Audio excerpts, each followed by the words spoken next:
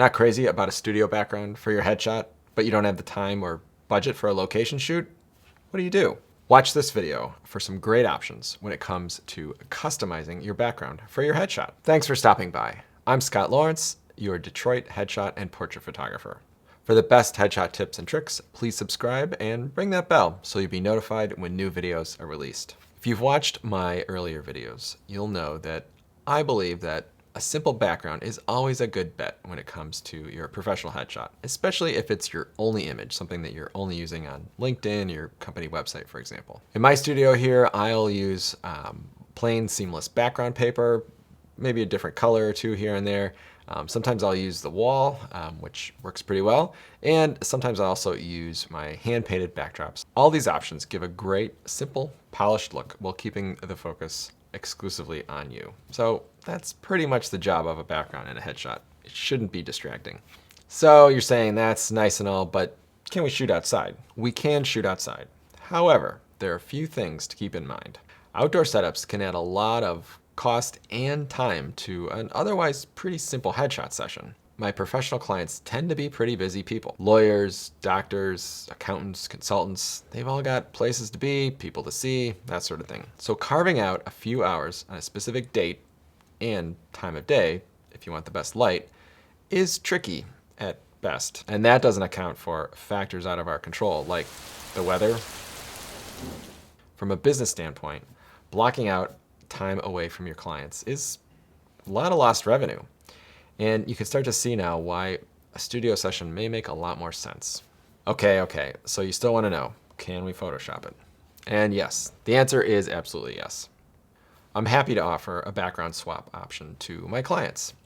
This allows you to shoot in a comfortable studio space with full control over the lighting and weather. Then we replace the background later in Photoshop.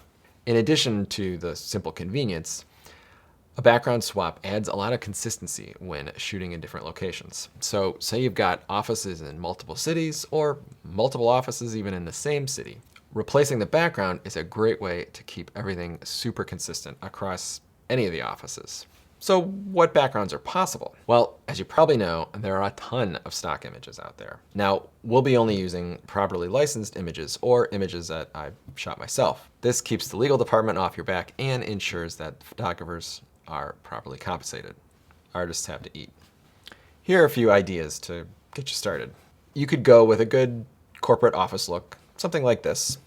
Or you could go with something with a little more dramatic lighting, still kind of an office feel, but a little more dramatic or edgy. Maybe you're an architect or builder, something like that. Say your work is done primarily outside, so maybe an environmental option with a little more green in the background can make a lot of sense. Maybe you're an arborist or environmental engineer, or maybe you're a yoga instructor. And if you have some cool graphics or logos to incorporate, you can do something like this.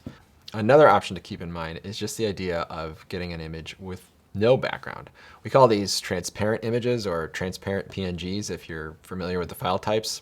Again, that's just a file or a picture with no background. So it's just, you're just gonna see the headshot in this case, and the background's gonna be totally cut out. It's a super flexible format your marketing department or graphic designer will love. They can further customize the look with graphics and branding that are developed in the future. So it kind of is a future-proofed asset in a sense. Is this process perfect? Are there any catches? It's not 100% perfect. It's pretty darn good most of the time, but there are some things to keep in mind. It's important that we take a little time up front to do some planning, to think about what the perfect background's gonna look like, and then we can kind of incorporate some of those elements into the photography itself. So we'll keep an eye on things like the lighting direction and the proper perspective. This is gonna make the image a little more believable at a glance. So think about the perspective or still life drawings that you remember from art class. This is where that all comes into play. Photoshop is pretty good these days, but sometimes the extractions can be a little tricky. Say for example, you come in with a white shirt and we have to photograph you against a white wall. That's gonna be a little tricky for Photoshop to tell kind of where the shirt starts and the background stops. Easy way to deal with that is wear a coat or have some wardrobe options when you come in. So how do we get started? If a background swap makes a lot of sense for your headshot, then go ahead and book a session using the link in the description below. Be sure to select the background swap in the add-on section. I'll then be in touch to discuss the specifics of your shoot. We can talk about backgrounds, that sort of thing. That's pretty much it. We'll take it from there, and it's a pretty typical headshot session from there. So will you be sticking with the studio background, or will you be swapping something out? Let me know in the comments. I'm curious to hear your thoughts. If you enjoyed this video, please give it a like and share it with a friend. And don't forget to subscribe. Thanks for watching and have a great day.